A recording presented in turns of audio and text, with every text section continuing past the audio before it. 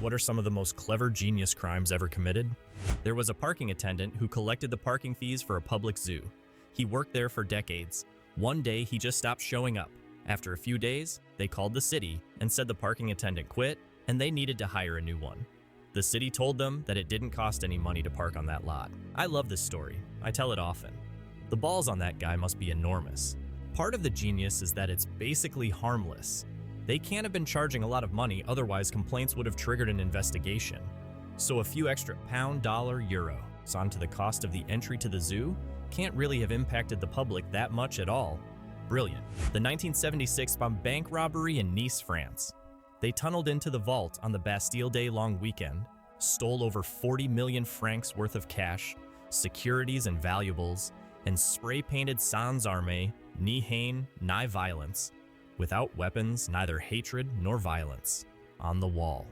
The leader was caught, and during his trial, he jumped out of the window, landed on a car, got on the back of a waiting motorcycle, and disappeared. I think this is the one where they did it over a weekend and brought in catering and had a feast in the vault. Could be wrong that it's the same one, but I saw a television show about it, Les Boules sur ses hommes, the 1986 LA tunnel bank robberies. 2 to 3 people used ATVs and other equipment to traverse LA's storm drainage system, cut holes into bank vaults, and stole millions of dollars worth of cash and valuables. When investigated, cops discovered they were probably very close to cutting their way into another bank vault that would have netted them tens of millions. They've never been caught or identified. This sounds like the inspiration for the first big bank job in GTA 5. Feels like the inspiration for the Italian Job movie. The Italian Job, 1969, starring Michael Caine, came before the LA Tunnel bank robberies. There's quite a few differences from the remake. It's a very good film in its own right, and I will recommend it to anyone who enjoyed the 2003 version. Scene: the town of Köpenick, a suburb of Berlin. The year is 1906. An unfamiliar Prussian guards captain walked into the army barracks and ordered a small group of enlisted men to come with him. At the captain's direction, the soldiers arrested the mayor and city treasurer on embezzlement charges. The captain made arrangements for the local police to see to law and order and prevent outgoing phone calls for 1 hour, sent the soldiers to escort the arrested officials to a particular guard headquarters in Berlin for interrogation, and personally took custody of the town's cash box as evidence. When the soldiers and their prisoners arrived at headquarters, they were met with surprise and confusion, as the people there had never heard of the captain or of any cause or orders to arrest the officials. Back in Köpenick, the captain was nowhere to be found. Turns out the captain was a former shoemaker named Wilhelm Voigt, who had a few months previously gotten out of prison on charges of burglary and fraud. In the meantime, he had cobbled together a passable uniform from bits he'd bought at secondhand stores, and the entire operation was an elaborate robbery. He got caught a week and a half later because he'd been careless in talking about his plans before the heist. A little over a year into his 4-year sentence, the Kaiser pardoned him on grounds of, "I'm not even mad, that was amazing." Maybe not a crime, but I remember a story of an elderly man who had been diagnosed with some sort of disease that would kill him within a year, so he got life insurance and killed himself with a gun. The thing was, though, is the insurance didn't pay out for suicide, so what he did was buy balloons, wrapped it around the gun, and killed himself outside and the balloons. Plus, the wind carried the gun miles away from his house. The police ruled it as a murder. So the insurance paid out to his kids and anyone else on the plane, and it was only discovered a few months later when someone found the gun. But because the insurance company had already paid out, there was no obligation from the family to pay it back. His name was Alan Abrahamson, if you want more details. Honey Browser Extension. It's literally daylight robbery, and the best part is influencers themselves were at the short end of the stick. The potential loss is in millions for sure. Can someone explain this one without me having to watch a stretched out 20-minute YouTube video essay? Very, very short explanation. Companies can pay them to not use the best coupons that are available. Companies can also pay for them to just not work on their site biggest thing. Even if they don't apply any coupons, just the act of the extension popping up and you clicking it away would change the cookie that controlled who got a referral code sale. For example, a YouTuber advertises a product. You click their link. Normally, if you make the purchase within so many days of having clicked the link, the YouTuber gets a cut. What Honey does is pop up, and with any interaction, even just dismissing it, changes the referral code to their own, meaning Honey got the cut and not the YouTuber that actually for you to buy it. This reminds me of a trip my wife and I made to Cabo San Lucas. We had paid for a resort and paid extra for transportation from the airport to the resort. When we got to the airport, there were tons of people milling around in chauffeur uniforms, and when we asked them, "Where is the transport to this resort?" they guy said, "Ah, that's me, come on." So then he drove us there.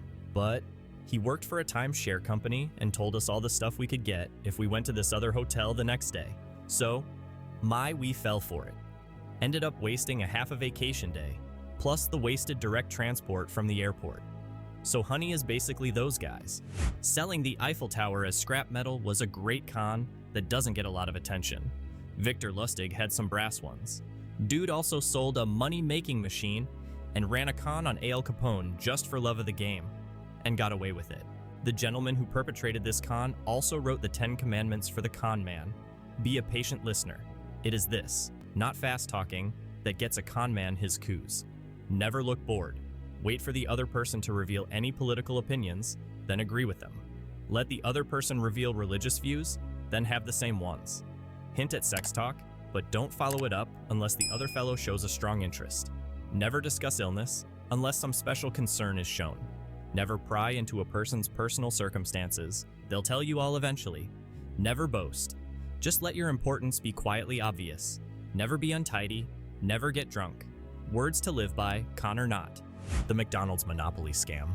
The head of security of the marketing company that helped McDonald's administer their famous Monopoly game led a scheme where he stole the winning pieces and with a group of people helped cheat the company out of like $24 million over the course of several years. He was responsible for carrying the winning pieces in a sealed package and taking them to packaging centers where he was responsible for applying the winners to soda cups and fry packages that were going to be sent out to McDonald's that had already been randomly selected by a computer. Basically, he was accidentally sent a bunch of tamper-proof seals that allowed him to swap out the winning pieces that he was responsible for carrying with non-grand prize ones. He dodged the auditor by hiding in an airport bathroom and doing the swap there. Then he'd do his job as usual, but sent the losing tickets out while he pocketed the winners. He'd then get his friends and family to help find people to claim the winning prize for a promise of splitting the money. Eventually, the feds got a tip about one of the winners and noticed that there was an unusual cluster of winners of the game in states like Florida and Georgia, where the guy and his family lived. Remember, the tickets were supposed to go out to random destinations around the US. Several people got arrested. And nobody remembers it because the story broke on September 10th, 2001. But everyone was playing this game in its heyday. And nobody ever seemed to win anything except an Egg McMuffin LOL. No wonder. I remember as a kid hearing adults joke that no one ever seemed to really win anything beyond free food, and that McDonald's was scamming folks. But McDonald's was innocent the whole time. LOL. They were genuinely trying to run a fun contest. Yeah, HBO has a documentary about this. Has some very interesting characters in it, but it's also like 1.5 episodes too long. Even some of the people who won were victims. They were already in a vulnerable financial position, and here comes someone offering them a chance. However, since they were already in vulnerable positions, they were taken advantage of, and what were they going to do? Call the police? The FBI received a tip, they did some digging, and realized what was going on. Worked with McDonald's to create a fake promotion where previous winners would describe how they won, and then having them pose with a fake check. All of this happened just weeks before 9/11, and was quickly buried. In the documentary, you can see them posing with fake checks, and it's like September 5th or something on them. Not a great crime, but clever. Guy I grew up with was a grade school dropout. Got himself a tow truck. Bid cheap for the contract to service rental cars at a certain airport. Okay, EWR. Back in the day, cars had distributors. When this guy needed money, he just pulled the distributor wire on a rental car or two. This resulted in a call to him to tow and fix said vehicle, which he happily did, sending the rental car company a fat bill for complex repairs when all he had to do was plug in the wire. He worked this scam for years. How did he get caught? To my knowledge, he never did. Lived very well for a tow truck driver. Died young, cancer, unfortunately. The Isabella Stewart Gardner Museum theft has to be top of the list. To this day, multiple Rembrandts are still missing with zero indication who took them or where they are. Yep. Did you see the documentary? If it was a great show and the investigative journalists were amazing, but why didn't they question the guard who was off duty? Man, it was so good. Couldn't stop watching and just did the whole thing back to back. I'm not sure what year this happened, but probably within the last 50 years. A number of people received a letter in the mail predicting the outcome of a sporting event. Amazingly, the prediction came true. Not much later, they received a second letter predicting the outcome of another sporting event, and it too was correct. Then a third letter, and the same thing. Then they received a fourth letter, and it said that for X amount of dollars, the recipient would be told the outcome of another sporting event. Many people sent in the money, but never received the prediction. The way the criminals did it was they started with a large number of people, then sent half of them one prediction and half of them another. Whichever group's prediction came true, they sent a second letter, and so on. I always thought that was a pretty clever scam. Now I know this plan is foolproof. Check this out. First of all, you and me start working at the bank. Doesn't matter the position, okay? Just so long as we get in there, all right? Then we just go there every day, do the work, gain their trust until we get them in the palm of our hand. All right. So how we get the money? That's the beauty of it, bro. They deposit the money into our bank accounts, week after week, month after month. They're not even gonna know they're being robbed. And then 20 or 30 years later, we walk out the front door like nothing even happened. I break into Tiffany's at midnight. Do I go for the vault? No, I go for the chandelier. It's priceless. As I'm taking it down, a woman catches me. She tells me to stop. It's her father's business. She's Tiffany. I say no. We make love all night. In the morning, the cops come and I escape in one of their uniforms. I tell her to meet me in Mexico, but I go to Canada. I don't trust her. Besides, I like the cold. 30 years later, I get a postcard. I have a son, and he's the chief of police. This is where the story gets interesting. I tell Tiffany to meet me by the Trocadero in Paris. She's been waiting for me all these years. She's never taken another lover. I don't care. I don't show up. I go to Berlin. That's where I stash the chandelier. In school, asking someone if I could borrow a piece of paper. I wasn't borrowing it. I took notes on it, and they never got that paper back. Proof that psychopaths are all around us. Every day, older days, fabulous crime. Blanket deposit tickets were always on counters. You filled in your account number and name. Some genius took a bunch of blank deposit tickets and used the MyCR machine, the black coating on the bottom of the deposit ticket that was read by their machine, to encode his account number on all of them. For a number of days, all deposits went straight into his account, and he moved the monies elsewhere each day. Clever. The modern-day version of this is to cover the barcode on gift cards with a different barcode. So when the cashier adds money to the card, it doesn't go to the card the customer is purchasing, but instead, into the account the alternate barcode goes to. I guess we'll really never know. I'm a smuggler. I've never heard of you. Well, you don't hear about the good ones. Pretty horrific, but also bizarrely complex, was the assassination of Kim Jong-nam, the elder brother of North Korean dictator Kim Jong-un. The two assassins didn't know they were being trained to kill anybody. They were hired on as talent for a prank-based TV show. Their signature pranks were to run up on people in public with hand sanitizer on their hands and wipe it on someone's face. Then they'd go, "Sorry," and run away giggling. The other gal would run up and spray cologne on the prank target and similarly run off. They were trained after a successful prank to immediately discard of the supplies, wash their hands and change clothes if I recall correctly, then disappear into the public crowd and regroup elsewhere to film another one. Anyway, this went on for some time, just a harmless prank show, until it wasn't. Kim Jong-nam came in through the airport on his way to take his kids for some very Western vacation time, like I think they were on their way to Disneyland. He was very different from the rest of the dynasty back home. He was disinterested in politics and brought shame to his family with an untoward interest in Western lifestyles and entertainment. So he was kind of sneaking through. He was trying to keep this trip on the down low. Anyway, here come our airsats pranksters to play their tricks. Only this time, the hand sanitizer and cologne are two parts of a deadly nerve toxin that once combined on his face, killed him in minutes. The two would-be TV stars scattered, washed their hands, disposed of the supplies, just as they always had. They get caught by CCTV, and the whole affair is just crazy. I probably have all the details wrong, so check out this instead. So in my opinion, yeah, it has to be the Great Train Robbery in 1963. Believe me, it was wild. A group of guys in the UK stopped a Royal Mail train and managed to steal like £2.6 million, equivalent to tens of millions now.